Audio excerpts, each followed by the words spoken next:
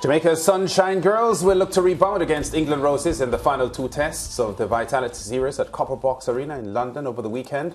The Sunshine Girls, who are without star defenders Shamir Sterling and Latanya Wilson, along with centre Adine Thomas, played well in the first half of Game 1 but fell away to lose 73-52. George and Mariah, their coach Connie Francis, blamed simple mistakes for that defeat.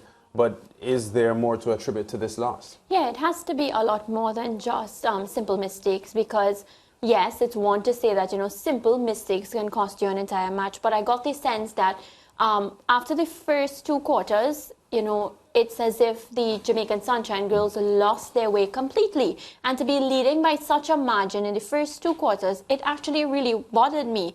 And then I'd have to say, apart from that, fitness issues. And you go into a match with fitness issues, that's not a simple mistake.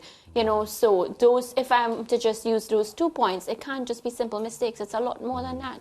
I'm not sure if Connie Francis used the term fitness issues, but she did suggest that the England Roses are more advanced, or far more advanced in their preparation for the summer World Cup, Netball World Cup, than the Jamaicans are. So I guess in a way she probably was speaking fitness as well, but just overall readiness for top-class competition.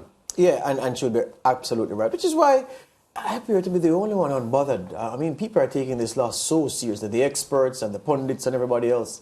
Look, we're preparing for a World Cup in March? July. Make it even worse. Yes. Several months from now. Well, not quite several, but yeah. July is the 7th month. Yes. And we're in the 1st. So 5 full months to go until we're starting thinking about traveling to South Africa. So I'm saying this was an experimental squad in many respects, and it is experimental if you want to go by the definition of that, because this is not the squad that Francis will use if she had all the pieces at her disposal to call. So this is, we forget, coming out of the Commonwealth Games and the qualifiers in the Caribbean, which were hosted in Jamaica.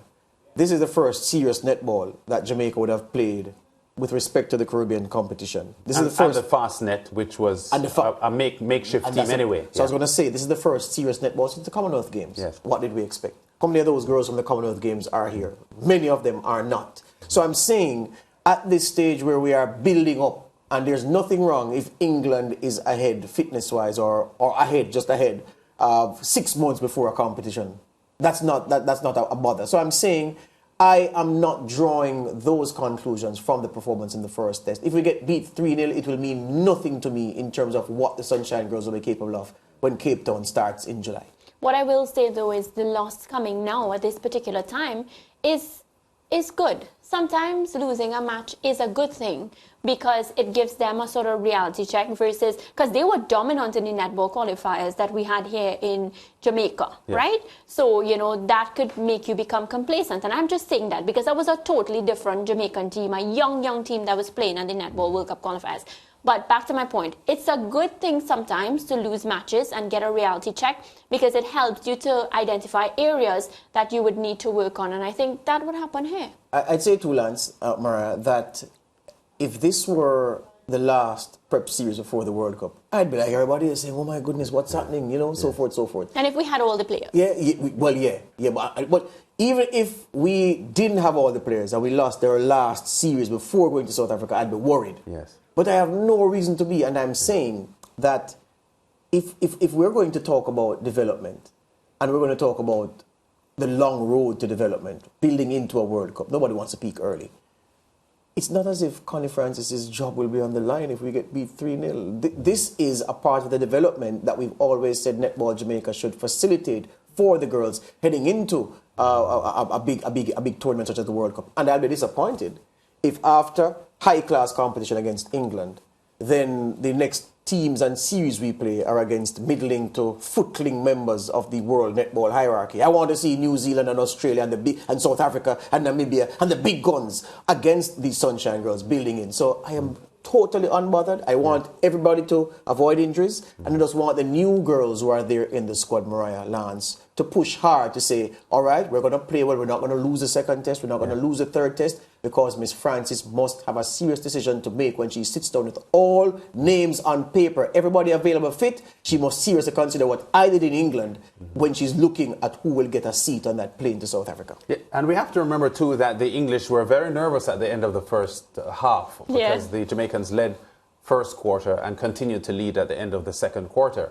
And they looked efficient up to that point. Things fell apart for them after in the third quarter and fourth quarter. But I think the measure of this team was shown in the first two quarters about what they can do. It was a case of them not being able to sustain it. And the point was made that the combination that they used was unfamiliar. I know that the two defenders, Jodian Ward and Kadian Dehaney, are high-quality players who play in Australia as well, but they had not played together in the same Jamaica team probably ever, or maybe not for very many instances. So even though they are quality players replacing the first-choice defense line, Shamira Sterling and Latanya Wilson, the issue is that as a collective, they had not been regular starters or regular playing time players. Quickly, if I may add to support what you're saying, because it has been said that there were a few players who are familiar with each other from the youth team. When you have a seven-member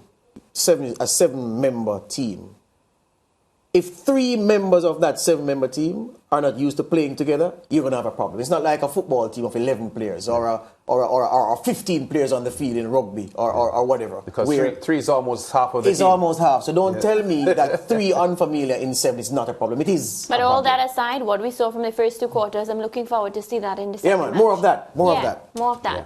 So 9:15, 10:15 Eastern Caribbean time for Game 2 on SportsMax in the morning. And then the Sunday match has a slightly earlier start, 9 o'clock, 10 o'clock Eastern Caribbean time for the third and final match in the Vitality series. England's Roses against the Jamaica Sunshine Girls. We have more to come on the SportsMax Zone after the break.